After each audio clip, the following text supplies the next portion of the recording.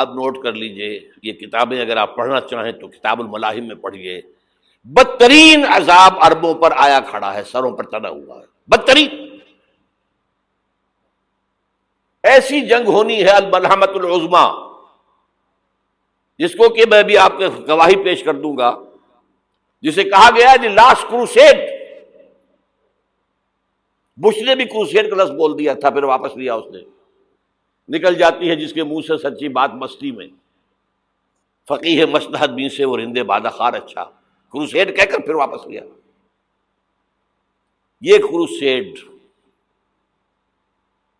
اس کے اوپر جس قدر نقصان ہونا ہے عربوں کا، گریٹر اسرائیل بنے گا، یہ عراق، شام، اردن، سعودی عرب کا کچھ شمالی علاقہ، ترکی کا جنوبی علاقہ، مصر کا صحرائے سینا، اور اس کے ساتھ ہی جو بہترین اس کا زرخیز ترین علاقہ ڈیلٹا آف نائل، یہ سب یہودیوں کے قبضے میں جائیں گے۔ اس کو حدیث میں کہا گیا الملحمۃ العظمیٰ۔ عیسائی 80 علم لے کر ہے مسلمانوں تم پر حملہ آور ہوں گے، اور ہر علم کے نیچے 12,000 فوج ہوگی، 9.5 لاکھ فوج۔ یہ نیٹو کی تیاری کس کے لیے ہو رہی ہے؟ جب یو ایس ایس آر کا خاتمہ ہوا تو پوچھا گیا تھا نیٹو چیف سے، اب کس لیے؟ تمہارا وہ دشمن تو ختم ہو گیا، اب ہمیں اسلامک فنڈامنٹلزم سے نمٹنا ہے۔ وہ جانتے ہیں خطرہ یہی ہے، اب اسلام ابھر سکتا ہے، مسلمانوں کے سینوں کے اندر وہ آگ ہے، اوپر خاکستر آ گیا ہے، تم پہ اٹھانا بیٹھنا، یہ اندر تو انگارہ ہے، اوپر سے راکھ ہے، اس سے دھوکہ نہ کھا جانا ان کے دلوں کے اندر۔ اور بش نے کہا تھا مسلمان چاہتے ہیں کہ ہسپانیہ سے لے کر انڈونیشیا تک نظام خلافت قائم کریں، اور میں حیران ہوا تھا کہ اس کمبخت کو ہسپانیہ کا خیال کیسے آ گیا؟ ہمیں تو کبھی آتا ہی نہیں، اب ہم تو بھول گئے، وہ تو 500 برس پرانی بات ہے جبکہ وہاں سے ہمیں نکال دیا گیا تھا۔ اگرچہ اقبال نے کہا تھا ہے ارض فلسطین پہ یہودی کا اگر حق، ہسپانیہ پر حق نہیں کیوں اہل عرب کا؟ ہسپانیہ میں تو 800 سال حکومت کی مسلمانوں نے، اور ابھی 500 برس ہی گزرے ہیں نا۔ یہودی تو ارض مقدس سے 2000 سال نکالے گئے، انہیں لا کے آباد کیا گیا، عربوں کے سینے میں خنجر بھونک دیا گیا۔ وہ چھوٹا سا ملک جو چاہتا کرتا، کوئی پوچھنے والا نہیں۔ امریکہ جیسے اپنے بیٹے کی حفاظت کرے ویسے کرتا ہے اس کی۔ اور حضور نے فرمایا ہے وہ جنگ جب ہوگی تو ایک باپ کے اگر 100 بیٹے ہوں گے تو 99 ختم ہو جائیں گے، ایک بچے گا۔ یہ حدیث ہے، حدیث ہے صحیح۔ اور آپ نے فرمایا ویل للعرب من شر قد اقترب، عربوں کے لیے ہلاکت ہے، عربوں کے لیے بربادی ہے اس شر سے جو قریب آ چکی ہے۔ اور آج جس طرح انہوں نے ان کی تہذیب کو اختیار کر لیا ہے، دبئی جا کر دیکھیے، بدترین مغربی معاشرہ جو ہے وہ دبئی کے اندر ہم نے قائم کر کے دکھا دیا۔ اب سعودی عرب اس راستے پر بڑھ رہا ہے۔ اور اس کے بعد نمبر 2 پر جو ہے ہم پاکستانی ہیں، لیکن میں اس کے وہ پہلی بات جو کہہ رہا ہوں وہ تو یقینی ہے، اس میں تو احادیث صحیحہ موجود ہے۔ اگرچہ اس کے بعد پانسا پلٹے گا، پھر حضرت مہدی کا ظہور ہوگا، حضرت عیسیٰ کا نزول ہوگا، اور وہ گریٹر اسرائیل گریٹر گریو یارڈ بنے گا یہودیوں کا، ایک ایک یہودی قتل ہوگا اور دفن ہوگا۔ یہ بات میں ہونا ہے، میں پہلی بات بات کر رہا ہوں۔ وہ پانسا پلٹے گا جب پلٹے گا، ابھی جو سامنے ہے وہ کیا ہے؟ جس ملحمۃ العظمیٰ کہا حضور نے، جسے آرمگیڈون کہتے ہیں عیسائی۔ آرمگیڈون کی اگر کہیں جا کر آپ دیکھیں گے، آپ ڈکشنری میں مانی تو کیا لکھا ہے؟ A very big war which will be fought between the forces of evil and good before the end of this world۔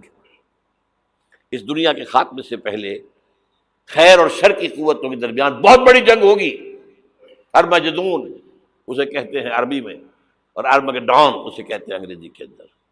اور یہ بائبل کی آخری کتاب کے اندر ہے، جو اس میں کہ مکاشفات یوحنا، ریولیشنز آف سینٹ جان. یہ تو میں کہہ رہا ہوں یقین کے ساتھ، اور زیادہ دور نہیں ہے، آیا چاہتا ہوں. اس لیے کہ یہودیوں کا اور عیسائی جو کنزرویٹوز ہیں، نیو کنزرویٹوز، ان کا 5 نکاتی ایجنڈا ہے متفق علیہ، جس کے تحت کہ یہ جنگ صلیبی شروع کی گئی ہے. وہ سن لیجئے آپ. آرمیگیڈون نمبر 1، گریٹر اسرائیل قائم ہو جانا اس کے نتیجے میں نمبر 2، مسجد اقصی اور قبۃ الصغریٰ کو گرانا نمبر 3، وہاں تھرڈ ٹیمپل، وہ مسجد جو حضرت سلیمان نے بنائی تھی 1000 قبل مسیح میں، پھر برباد کی تھی نبوکدنضر نے، دوبارہ بنائی گئی، پھر دوبارہ ختم ہوئی 70 عیسوی تک گری پڑی ہے. ان کا خانہ کعبہ گرا ہوا ہے 70 عیسوی سے لے کر آج تک. ایک دیوار ہے ویلنگ وال، جہاں جاتے ہیں، روتے ہیں، پیٹتے ہیں، ماتم کرتے ہیں، وہاں وہ بنے گا تھرڈ ٹیمپل. اور نمبر 4، اس میں لا کر رکھا جائے گا تخت حضرت داؤد کا. یہ تخت کہاں ہے اس وقت؟ یہ لندن شریف کے اندر، جو ان کی پارلیمنٹ کا جو چرچ ہے، ویسٹ منسٹر ایبے، اس میں رکھا ہوا ہے. ایک پتھر تھا جس پر بٹھا کر حضرت داؤد کی تاج پوشی ہوئی، پھر حضرت سلیمان کی ہوئی، پھر وہ پتھر رکھ دیا گیا جب حضرت سلیمان نے بنایا ہیکل مسجد اقصی، وہاں رہا وہ. ہر بادشاہ جو تھا یہودی اسی کے اوپر بٹھا کر اس کی تاج پوشی ہوتی تھی. سن 70 میں ٹائٹس نے گرایا اسے، ہیکل کو، وہ پتھر لے گیا، وہاں سے روم گیا، روم سے آئرلینڈ گیا، آئرلینڈ سے اسکاٹ لینڈ آیا، اسکاٹ لینڈ سے انگلینڈ آیا، اور اب وہ رکھا ہوا ہے 14ویں صدی عیسوی سے آج تک. وہ ویسٹ منسٹر ایبے میں رکھا ہوا، ایک کرسی کی سیٹ میں اسے بنا دیا گیا ہے تخت کی شکل میں. اب انگریزوں میں کوئی ملکہ ہو، کوئی بادشاہ ہو جس کی بھی تاج پوشی ہونی اس میں ہوتی. یہ لا کر رکھا جائے گا تھرڈ ٹیمپل میں، اور اس پر یہودیوں کے خیال کے مطابق ان کا مسیحا آئے گا جو مسیح دجال ہوگا. عیسائیوں کے خیال کے مطابق حضرت عیسیٰ آئیں گے، وہ ہمارا بھی خیال ہے حضرت عیسیٰ آئیں گے علیہ السلام. بہرحال یہ تو بات کی باتیں ہیں نا. اس وقت جو میں عرض کر رہا ہوں، عربوں پر بہت بڑا عذاب، اور پاکستان کا معاملہ البتہ یہ ہے، میں یقین سے نہیں کہہ سکتا. ہینگنگ ان دی بیلنس، ہو سکتا ہے اللہ تعالیٰ ہم پر رحم فرمائے، ہو سکتا ہے، اگرچہ اس کی کچھ شرائط ہوں گی. چمن کے مالک اگر بنا لیں موافق اپنا شعار، اب بھی چمن میں آ سکتی ہے پلٹ کر چمن سے روٹھی بہار، اب بھی ہو سکتی ہے. اور یہ بھی ہو سکتا ہے کہ اللہ تعالیٰ نے معجزانہ طور پر ہمیں ملک دیا، ہم نے اللہ سے بدعہدی کی، وعدہ خلافی کی، غداری کی، لہذا سزا دی جائے اور ہم سے یہ ملک چھین لیا جائے. It's just possible. دور نہ سمجھے اسے، انہونی بات نہ سمجھے. جو گھیراؤ ہو رہا ہے آپ کے مغرب میں نیٹو فورسز اور مشرق میں بھارتی فورسز گدھوں کی طرح بیٹھے ہوئے انتظار کر رہے ہیں پاکستان اور ڈسٹیبلائز ہو جائے، یہاں اور بدامنی ہو جائے. اب لاہور میں پھر آج دھماکے ہو گئے ہیں. 2 دن پہلے کا دھماکہ میں سہ کے آیا ہوا ہوں، آپ کے سامنے بیٹھا ہوں. وہ جانیں بچی ہیں، جو ہماری اکیڈمی کا حشر ہوا وہ میں آپ کو نہیں بتا سکتا. یہ سارا کیوں ہو رہا ہے؟ تاکہ یہاں بدامنی ہو جائے اور ہمیں جواز مل جائے. مغرب سے نیٹو فورسز داخل ہو جائیں، مشرق سے بھارتی فورسز آ جائیں، اور ہمارے ایٹمی دانت توڑ کر اور پھر ہمیں بھارت کے سامنے ڈال دیا جائے. Now do as you like. یہ ان کا نقشہ ہے. ہوگا کیا وہ اللہ جانتا ہے، ہوگا وہ جو اللہ چاہے. لیکن اللہ کا چاہنا جو ہے وہ کس پر منحصر ہے؟ یہاں انقلاب برپا کرو، یہاں اسلام لاؤ. اگر دھندوں میں لگے رہو گے تو وہ خود بخود نہیں آ جائے گا انقلاب. صحابہ نے جانیں دی تھی، کتنی تکلیفیں اٹھائی تھی. 12 برس تک مکی دور کے اندر با نشہ درویشی در ساز و دمادم زن، جو پختہ شبی خدرا بر سلطنت جم زن. یوم طائف یاد ہے جو حضرت عائشہ فرماتی ہے کہ میں نے پوچھا تھا حضور سے کہ یوم احد سے زیادہ سختی بھی آپ پر کبھی آئی؟ یوم احد پر کیا ہوا تھا؟ تلوار کا وار پڑا تھا آپ کے چہرہ مبارک، یہ جو رخسار کی ہڈی ہے اس کے اندر وار گیا ہے، اوپر خود کی 2 کڑیاں تھیں وہ اس میں گھس گئیں، 2 دندان مبارک شہید ہوئے۔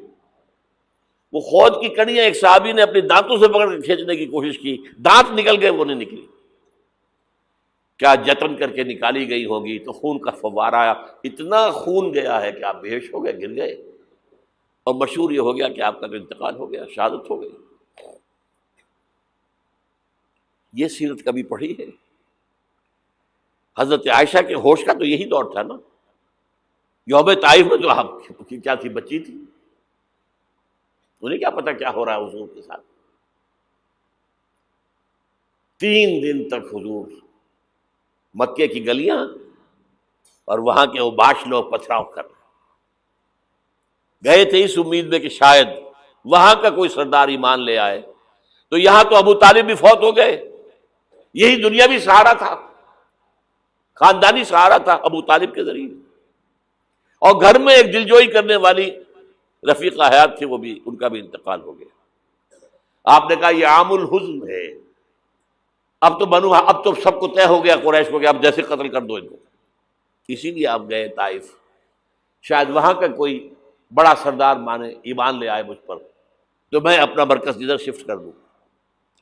تینوں سے ملے ہیں، تینوں نے وہ جواب دیے ہیں، نکل جاؤ یہاں سے، میں تمہارے ساتھ بات بھی کرنے کو تیار نہیں۔